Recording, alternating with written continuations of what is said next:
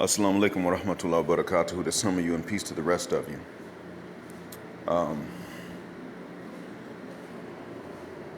When I was in, I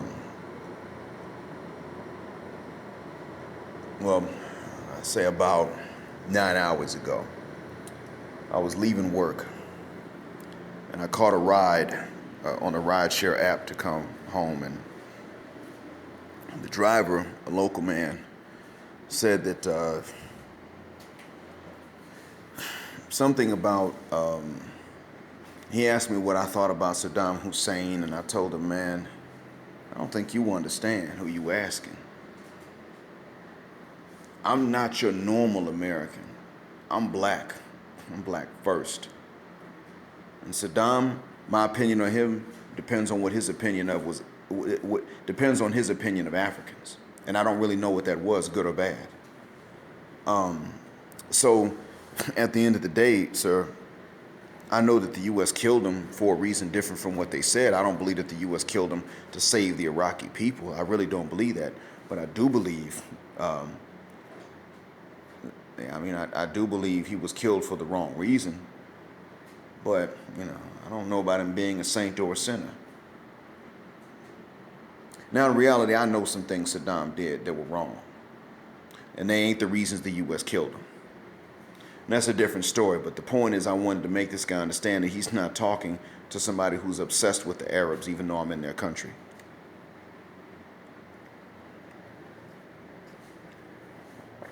I want him to understand I don't fivaguk. I don't care.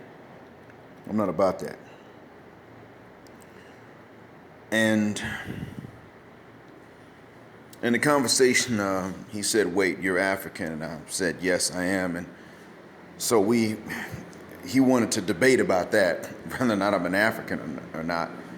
And I told him, listen, I'm not going to argue with you about this. I'm African. I know my origins, and you don't. I don't tell you that you're not a Shamari or a Rashidi, whatever tribe you tell me. I can't argue with you about that. You can't argue with me about my race. Now, and then I turned the light on inside, and I said, now you can look at my nose and my lips and get a closer look. You can see I'm not lying if you want to. But don't sit up here and tell me that I'm not what I told you. I don't argue with you like that. And he said, okay, so are you married? And I said, yeah, sure, I'm married. Even though it's going to be a while. I said, yeah, sure, I'm married. So he asked me about my wife, and I said, my wife is African too. Oh, so is he African like you? And I said, I guess so. I don't know what you mean. We're from two different parts of the continent. I'm West African, she's East African, but I'm not sure what you mean. And he said, I mean, does she look like you, or is she dark? And I said, oh, yeah, she's dark. Yeah, I have to know that a woman's African to marry her. He was like, but why? So I told him, well, why not? So here, as I've mentioned before, they have a hard time understanding when someone actually prefers tropical-looking African women. So I told this man, look, after he asked why, I said, look, and sisters, ADOS sisters, I want you to understand, if you really believe that African-American men are colorist, so to speak, even in their adulthood, I want you to stop and think about this. You need to come here, and you will see that it's here. Now, I'm not talking about the black men of this country I'm in, no. But you will see that true colorism and racism, in a sense, well, not even racism per se, but you'll see that it's here. That's what I'm getting at. This is where you'll find it, for real. Because here it's not even questioned. It's not even a discussion at all. Like, at all. It's not there. It's just taken for granted as being normal and right. Why wouldn't anybody be colorist? That's how they view it. So I said, yeah, I married a woman that looks like an African. So he said, well, if you had a choice between marrying, a beautiful white woman and a black woman, dark, which one would you pick? I said, I'm going to pick the dark one. Why? Because I'm an African, sir, and that's what we're supposed to look like. You see, to me, you're the ugly ones. To you, we're ugly. Well, fine. To me, you're the ugly ones. What did you expect? You all walk around with this pro-white, anti-black attitude when it comes to looks, and you don't expect us to have a reaction to it? You look at the oppressor of the planet, the ones that killed your hero, Saddam Hussein, and you think they're gorgeous and beautiful, and then you look at your victims who were also your ancestors that didn't do anything to you, and you just say they're the ugliest people in the world because white folks say so. Well, you talk like that, we're going to talk the same way. You're the ugly one. What did you think we were going to say? You're normal? You're not, sir. Your attitudes made you ugly. So we look at your women that raise guys like you, and I say that they're ugly. That's what happened. Your women get old faster. Even though they come from black folks, your women still get old faster. Breath stinking. I don't even know why. They don't smoke, and they got rotten ass breath. I've been around them. The hell, man? What's wrong with y'all? You're going to ask me some stuff like this. I was nice. I mean, and to a certain extent, I was nice. I paid the man his fare. I didn't cheat him out of anything, nothing like that. But I straight told him, bruh, straight up. Your idea is not normal, and we don't have to accept it as normal. We don't have to sympathize. You're wrong. End of the story. And that was the end of that. That's it. There's nothing to sit up here and try to debate about. So, after this was over, I went ahead and got out of the car when we arrived where I live. But then I got on a hangout with Search for Uhuru, and I want to thank him for letting me come on and appreciate him being patient, because he said in there, respect Nigerians. The title of it was Respect Nigerians the way you respect these missionaries. And I thought, well, he's got a point. He's got a point. I got issues with Nigerians, but I don't hate them. But I certainly don't get on the backs of these. I don't say much about the missionaries. Of course, I disapprove, but I just don't say anything about them. I don't think about talking about them. And he's got a point. I don't have to get on them, but I see this need for me to talk about what Nigerians are like. Well, you see, it jarred my memory, because two of them got into a tribalist debate. And one of them said, no, we need Pan-Africanism. And I realized this guy's right, and I should go ahead and explain to these gentlemen why we need Pan-Africanism, because I can see the need from here where I am for it. White folks have an issue with black folks being unified. It ain't just white folks, y'all. You see, no, white folks ain't the only ones that got issue with that. No, you want to know the truth? Everybody that's not us has an issue with it. Everybody. Now, the Malaysians don't, the Filipinos don't, the Indonesians don't, Cambodians don't. They're not talking about Pan-Africanism, but they don't take issues with us when we have it. But when I told this man that when he saw that I was going to defend black people, period, even when they're from across the continent from me, and we don't know each other, historically speaking, and we don't speak the same language, even in a case like that, this man had a surprised look on his face to hear me tell him this stuff. That they're ugly. Even though they come from us, they're still ugly because of their attitudes towards us. That there's nothing normal about their attitude. And that their color and their features aren't any more normal than ours. And if anything, they're abnormal because they've made them abnormal. The man tried to tell me, well, it's not really a big deal. I mean, there's no difference between black and white and Arab and non-Arab, except in what?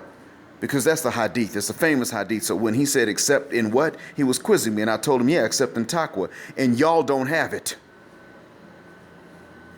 There's no difference except in taqwa. But there is a difference between our taqwa and your taqwa. We don't walk around here saying to somebody, why would you marry a white woman? We don't walk around and saying white women are ugly. When I say white, I mean the way they mean it, themselves. As they call themselves white. And I told him, we don't walk around here insulting you all for your looks. But now that I see that you all think exactly like the real white folks who do us harm in the Americas, and you think you're the same people, yeah, I got issues with y'all. You're not normal. Something's wrong with you, not us. You're the problem. And I don't think that we should have to even so much as show you that kind of respect. This really threw him for a loop. He wasn't ready for that. But there was that look of surprise on his face. This black man is defending black folks darker than him and that aren't even from the same country or tribe as him. He is defending black folks, period. What is going on here? He wasn't used to that. So you see, it's not just white folks that aren't used to black people defending each other. You got non-white folks that think they're white that ain't used to black people defending each other. And they don't even hate us. Their racism is very subconscious. Yet and still, they have it. They just take for granted that white is normal and black is not. They don't want to hurt you. They don't want to shoot you in the street. They don't think that what Mike Brown went through was okay if they know his name. Some of them know that white cops are killing us in the United States, and they think that these white cops are effing animals. That's one of the smartest opinions I've heard. But at the end of the day, oh my God, they're not our allies. They don't even view us as I mean, they'll side with whites against us. If they had to pick a side, most of them wouldn't want to do it. Most of them don't think that what we've been through is right. They think it's barbaric. They do take issue with it. They're not okay with it. But at the end of the day, still, when it's all said and done, if they had to pick a side, they would probably believe that we're the dangerous ones and started this problem. And we're not innocent.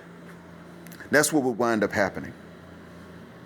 I've had to tell them many times over, you watch TV and you believe these goddamn crackers, but you don't want us to believe them when they put out propaganda to make Israel look good and make Palestine look bad. So you want us to disbelieve their propaganda when it's against your Palestinian cousins that you don't even like that much, but you want to believe it when it's them versus us darkies with wide nose and big lips and nappy hair. Man, fit the guck out my face with that mess. This is why Pan-Africanism is necessary. And I want y'all to understand something, black folks, as I said in that hangout with Search for a Hoodoo. Pan-Africanism is not necessary for romantic reasons. Pan-Africanism is necessary for survival reasons. Other races made it so. It wasn't the Southeast Asians that made it this way, but it was the Japanese, the Chinese, and the Koreans, and certainly the South Koreans and Chinese. I don't even think the Japanese had a hell of a lot to do with it. The Japanese are too busy thinking they're better than the Chinese and the Koreans. But I don't think they really cause a lot of problems for black folks. That's the ironic thing about them. But the Chinese and the South Koreans, they're convinced that they're better than us. And the Southeast Asians are not. They're not your enemies. They're not my enemies. They would understand if we have a Pan-Africanist leanings and views. They would get it. But you got these Chinese and South Koreans, maybe even North Koreans too, if they ever see any of us. You got the Russians that don't look too highly upon us. You've got other groups too. I mean, you know about the Western European white man and his enmity towards us. And you've got other groups that are affected. You didn't know that Pakistan is an enemy to black people, did you? You didn't know that India is an enemy to black people. If you take out the South, you still got the North left, and that's where the government is, and they're an enemy to black people. African students aren't being beaten up in the southern part of India. They're being beaten in the north, though. You didn't know that Bangladesh could wind up going either way. They're not an enemy, and they're not a threat. But if they became powerful, you would have to start to question their racial attitudes, because it could go either way. It's not decided yet. Many of you have not studied who around the world are actually your enemies and who aren't. And I have, and I'm telling you, that you got enemies you don't know about. And some people that aren't your enemies, you think are your enemies. But there are others who think are not, and they are. Now, people who don't actively hate you, don't actively want to annihilate you from the planet, are still a threat to you. Then what the hell do you think the people who want to annihilate you are? All together, they all have made one thing true. They've made Pan-Africanism a necessity, because if we don't even like each other, we still have to cooperate for mutual survival, or they'll just take us out. Because believe you me, them Chinese, they starting to think more and more like white folks every day when it comes to us. That's real. Them Chinese that used to support revolutions in Africa and the black revolution in the United States, they ain't like that no more.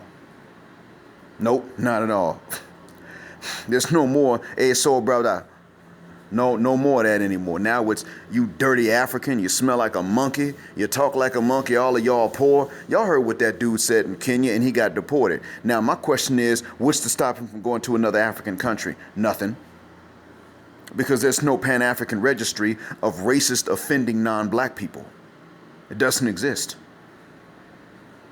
So he can go into another country in Africa, and if they don't double check and check the news and see what this dude is, they're gonna let him in.